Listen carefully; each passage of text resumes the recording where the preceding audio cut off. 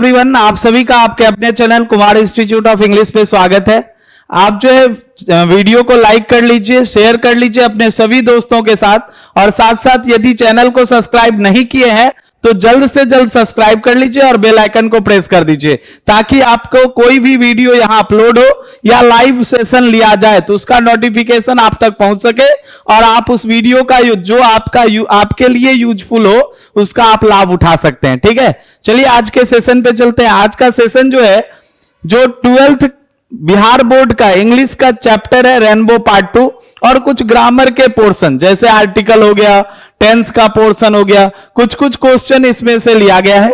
25 question का आपका test series है और उसमें आपको करना क्या है, तो पूरे कंसंट्रेशन के साथ उस क्वेश्चन को आपको देखना है, उस क्वेश्चन को बनाने का कोशिश करना है। और हम आपको बता दें कि उस क्वेश्चन को बनाइएगा ना, पूरे क्वेश्चन में से आपके एग्जाम में निश्चित रूप से बोर्ड एग्जाम में रहने वाला है।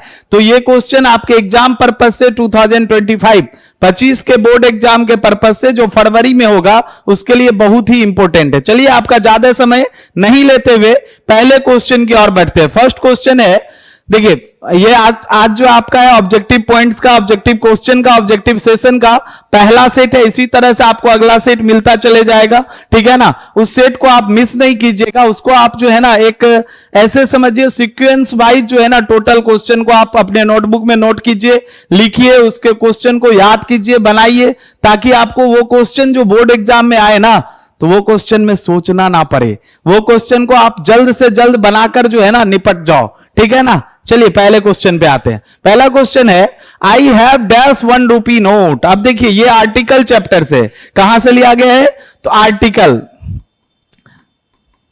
आर्टिकल चैप्टर से है, जिसमें आपको ए एन द या नन, जहां आर्टिकल नहीं लगेगा वहां नन का यूज करना है, मतलब कुछ भी नहीं, नो आर्टिकल, ठीक है। जहां ए लगेगा, एन लगेगा या द लगेगा। देखिए I have 1 rupees note, one को कैसे लिखते हैं, वो क्या है, तो वो है कॉन्सोनेंट साउंड, कॉन्सोनेंट साउंड है। अब एक चीज याद रखिए, क्या पता है, लेटर से कोई लेना देना नहीं है, ठीक है। लेना देना किससे है, तो साउंड से है। लेना देना किससे है, साउंड से, ठीक है।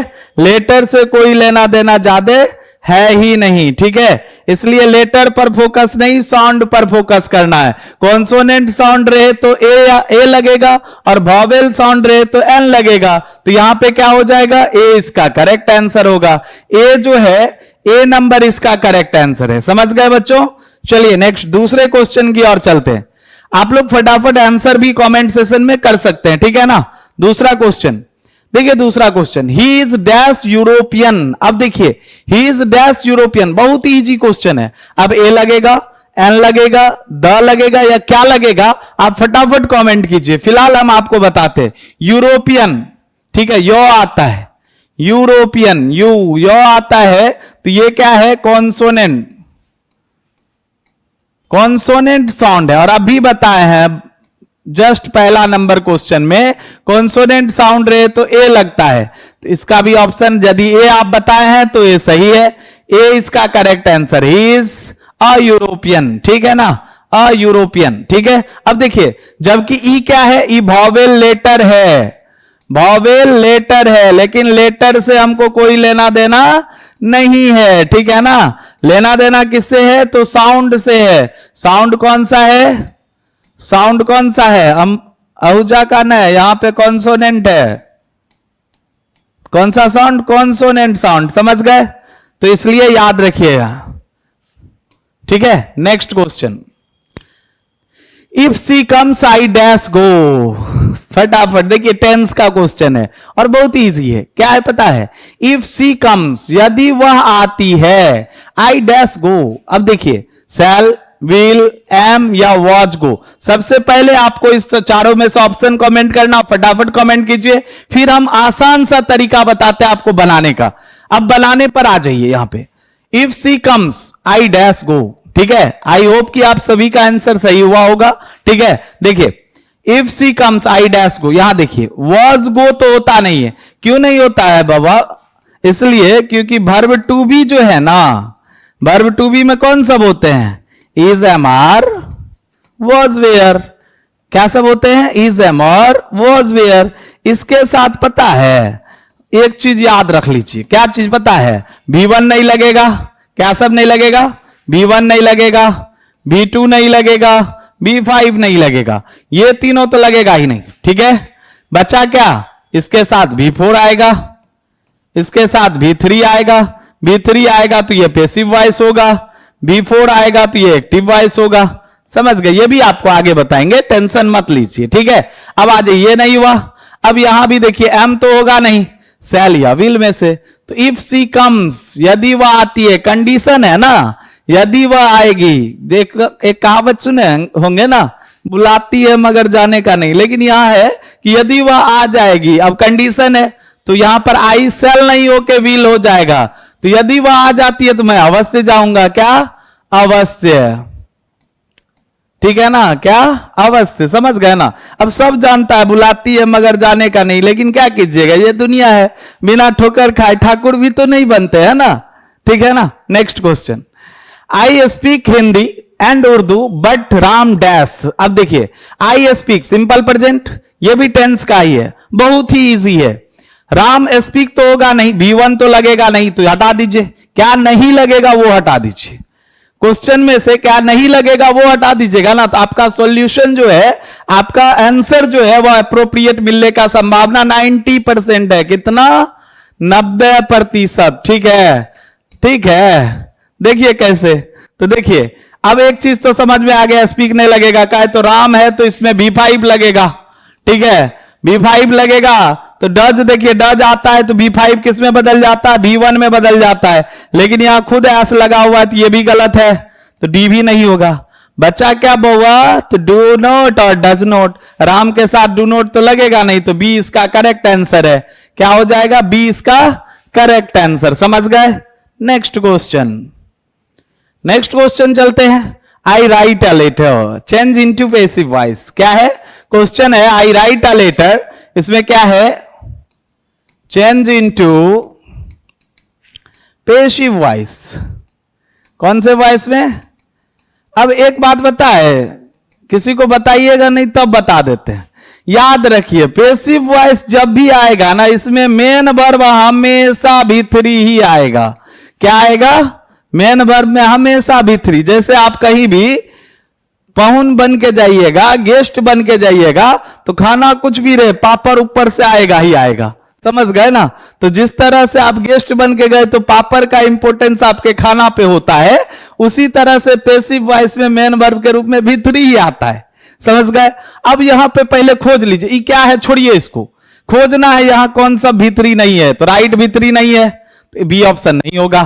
ठीक है ना, रिटेन V3, चलिए मान लेते हैं नन ऑफ दिस, ये भी V3 है। अब ये ए बी हट गया ना, A C D में से देखना है। सबसे पहले आप देखिए आई राइट अ लेटर, अब इसको यहां लिख लेते हैं, I write a letter.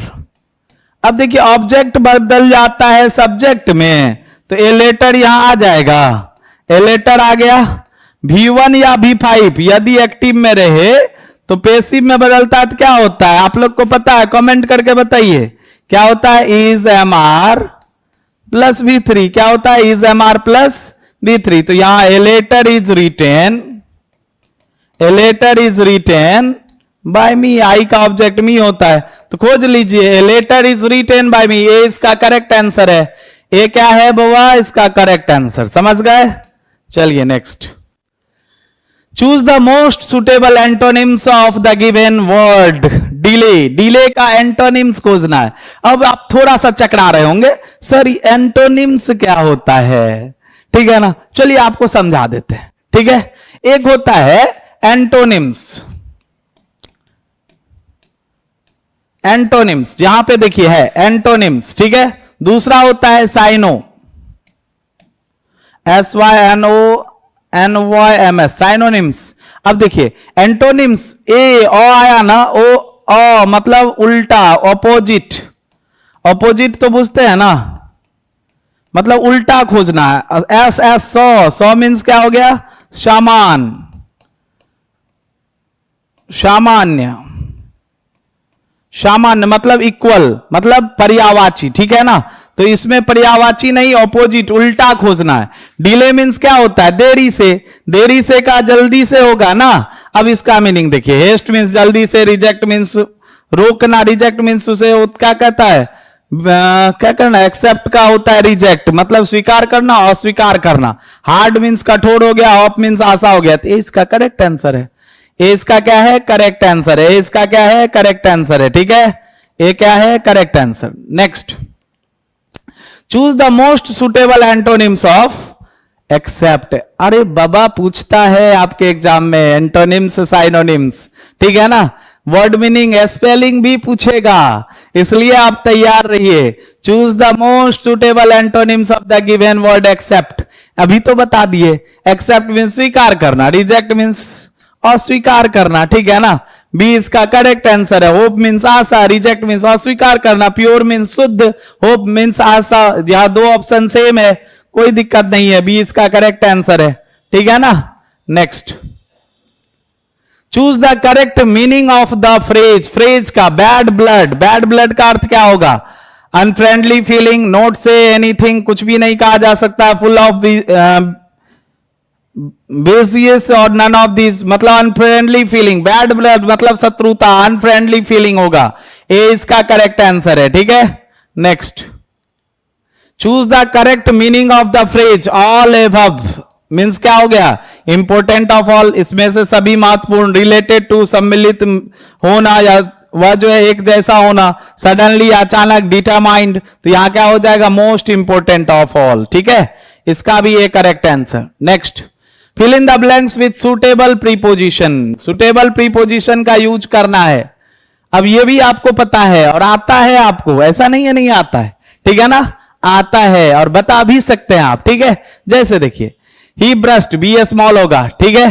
He burst dash tier, burst के साथ याद रखिएगा BRUST, ब्रस्ट के साथ क्या लगता है?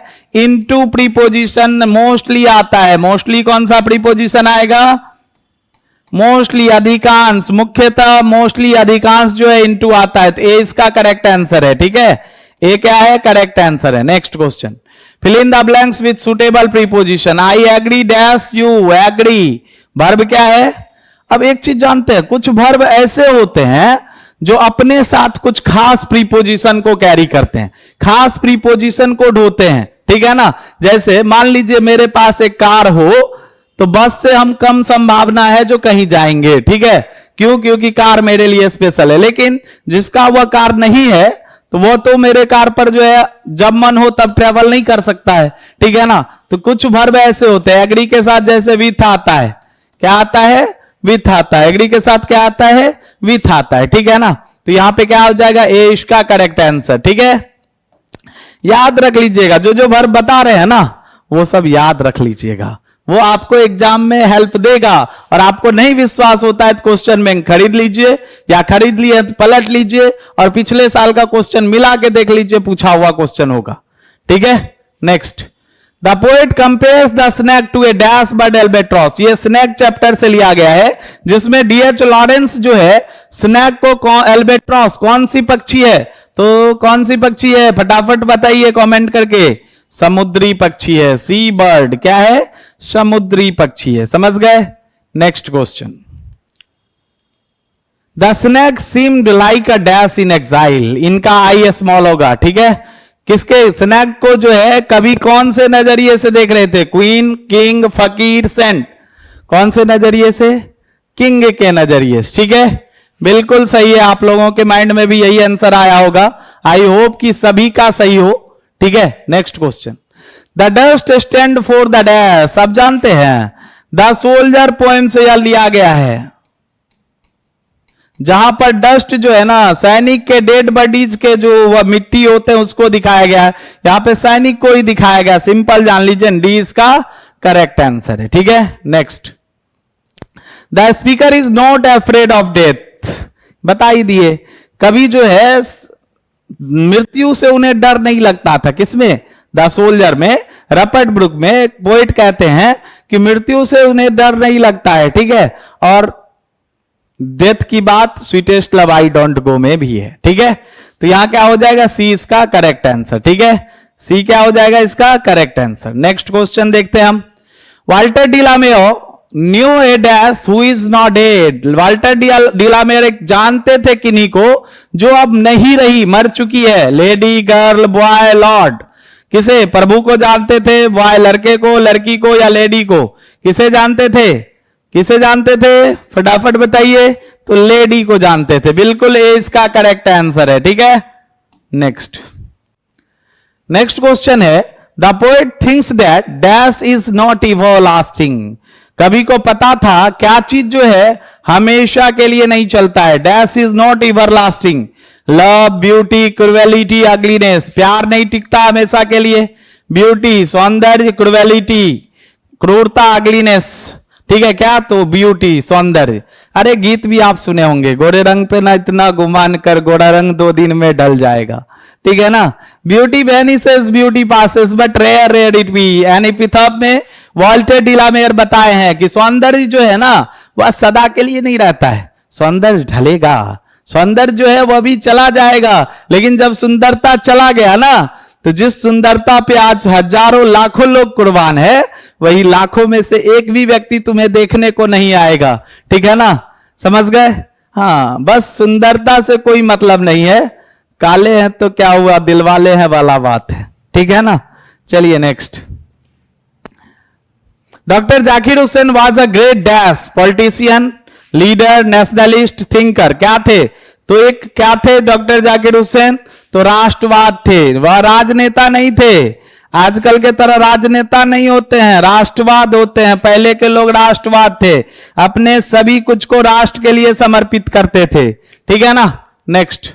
India become a Republic on. ये तो हम भारतवासियों को पता होना चाहिए। भारत में रिपब्लिक डे जो है कब मनाया जाता है? कब हुआ था भारत रिपब्लिक? ठीक है, कब हुआ था? 25 जनवरी 1950 है, 26 जनवरी 1950 है, 26 जनवरी 1952 है, 26 जनवरी 1951 है। कब हुआ था? 26 जनवरी 1950। 20 का करेक्ट आंसर है। आई होप कि आप सबको जो है ये तो याद ही होगा। बुनिया सब स्कूल में ढेर खाए होंगे। ठीक है ना? बुनिया, जलेबी, पेड़ा, ये सब ढेर खाए होंगे स्कूल में। ठीक है, next question. The condition of the dash was appealing. किनका कंडीशन जो है ना बहुत दयनीय था? इंडियंस का, अफ्रीकन का, निग्रोज का, हर्बिज का। किनका जो है वह कंडीशन बहुत ही दयनीय था? फटाफट बताइए किनका कंडीशन था? तो निग्रोज का। ठीक है, सी इसका करेक्ट आंसर है। सी क्या है? Correct answer. आप लोग फटाफट बताइएगा आंसर भी कमेंट करके। ठीक है, चलिए नेक्स्ट क्वेश्चन चलते हैं। I have a dream is a part of a speech delivered by. I have a dream एक स्पीच है, भाषण है, जो किनके द्वारा दिया गया? तो इससे पहले वाला जस्ट क्वेश्चन में था निग्रोज के बारे में। मार्टिन लूथर किंग जूनियर जो है वह भाषण दिए थे, और उसी भाषण में कहते मेरे पास एक स्वप्न है, वही लिखे हैं, वही बताए हैं, वही स्पीच दिए थे। अब्राहम लिंकन मेमोरियल से दिए थे भाषण। ठीक है, तो वही बताए थे। आई हैव ए ड्रीम ये एक स्पीच है जो दिया गया था मार्टिन लूथर किंग जूनियर के द्वारा। ठीक है, next. Dash was coming to visit the narrator's family. कौन आए थे लेखक के घर घूमने? कौन से लेखक? ए पिंच ऑफ सनफ में। ठीक है, राम तो नहीं आए होंगे, मोहन नहीं आए होंगे, निक्कू नहीं आई होगी, नानू काका आए थे, मामा जी आए थे। नानू काका कौन है? मैटरनल अंकल है। मामा जी है किनके? लेखक के। लेखक कौन है? मनोहर मौलगोंक। ठीक है, उन्हीं के मामा जी थे। नेक्स्ट। नानू काका was coming from Delhi to dash to see dash. किससे मिलने आए थे दिल्ली? दिल्ली से किससे मिलने आए थे? Minister, doctor, friend, governors. किससे? पता ही आपको, मिनिस्टर से। तो इतना सोचना क्या है, आंसर बताइए। मिनिस्टर से। कौन से मिनिस्टर से? वेलफेयर मिनिस्टर से। याद रखिएगा, वेलफेयर मिनिस्टर से। ठीक है, अच्छा, कौन से मिनिस्टर के बेटा के लिए जो है, कौन से मिनिस्टर की बेटी के लिए जो है एक राजकुमार चाहिए था? ठीक है ना? कौन से मिनिस्टर? तो वेलफेयर मिनिस्टर की बेटी के लिए ही राजकुमार चाहिए था। और वह राजकुमार का शहर कौन था? तो नीनोर था। और ये जो है एस्ट्रोलॉजर बन के गए थे। ठीक है, कौन? नानू काका। Next. Nanu Kaka took out he check book and wrote a check for dash. Nanu Kaka जो है चेक बुक निकाले और कितने का चेक लिखे? 5,000, 2,000, 8,000, 3,000, 1,000 का चेक लिखे थे और कोर्ट में रख दिए थे और धोबी को बोले थे बुलाओ, और धोबी को बोल दिए थे हम जा रहे हैं सिक्का ऑटो डीलर के पास। कौन से ऑटो डीलर? सिक्का ऑटो डीलर, ठीक है ना, सिक्का ऑटो डीलर के पास, ताकि उसे जब भी चेक मिले वह दौड़ता हुआ वहां पहुंचे और वहां जाकर बताए कि देखिए आपने क्या अनर्थ किया था, क्या जुल्म किया था, देखिए आपने क्या छोड़ दिया। और उस डिमॉन्स्ट्रेशन से, उसके पैसे के प्रदर्शन से, वेल्थ के पैसे के लेन देन से क्या हुआ, तो सिक्का ऑटो डीलर के मैनेजर को यह विश्वास हो गया कि यह पैसे वाला आदमी है। ठीक है, समझ गए? नेक्स्ट क्वेश्चन, लास्ट क्वेश्चन है, 25 क्वेश्चन का सेट है, आपको पहले बता चुके हैं, इसलिए यह क्वेश्चन का आंसर सोच समझ के दीजिएगा। Ratiram was the son of dash. Ratiram किनका बेटा था? सोहनलाल रतिराम, मोहनलाल रतिराम, देवानंद लाल रतिराम और हीरोलाल रतिराम। किनका? तो सोहनलाल रतिराम। ये क्या थे? तो पार्टी बॉस इन दिल्ली थे। बॉस, ठीक है, कौन से बॉस? पार्टी बॉस थे, पार्टी बॉस इन दिल्ली। दिल्ली में ऑपोजिशन के पार्टी बॉस थे, समझ गए? और उन्हीं का बेटा था रतिराम। रतिराम जो है येलो कलर का, ग्रेनिश येलो कलर का कार जब चलाकर जा रहे थे, तभी उनकी मुलाकात जो है ना किनसे हुई थी? लेखक मनोहर मालगोंकर से और नानू काका से, समझ गए?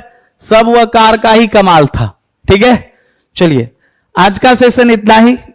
अब नेक्स्ट सेट आपको जल्द ही आपके जो है आपके अपने चैनल पे, इस चैनल पे, कुमार इंस्टीट्यूट ऑफ इंग्लिश के चैनल पे अपलोड कर दिया जाएगा। और आई होप कि आप लोगों को यह पूरा जो है वीडियो में बहुत ज्यादा मजा आया होगा और यह क्वेश्चन आपके एग्जाम के लिए बहुत ही इंपॉर्टेंट है। और फिर बता दे, जो ये सब चैप्टर नहीं पढ़े हैं वो आप चैनल पे जाइए, प्लेलिस्ट में जाइए, 2025 का 2025 प्लेलिस्ट है इंग्लिश का, इंग्लिश 12th का जो है ना, 12th इंग्लिश का प्लेलिस्ट है 25 प्लेलिस्ट में आप जाइएगा, टोटल वीडियो मिल जाएगा। और टोटल वीडियो मिल जाए तो उस वीडियो को आप देख लीजिए। आई होप, मुझे पूरा उम्मीद है, विश्वास है कि आपको एक भी प्रॉब्लम नहीं बचेगा। ठीक है, मिलते हैं फिर नेक्स्ट सेट में, तब तक के लिए बाय बाय।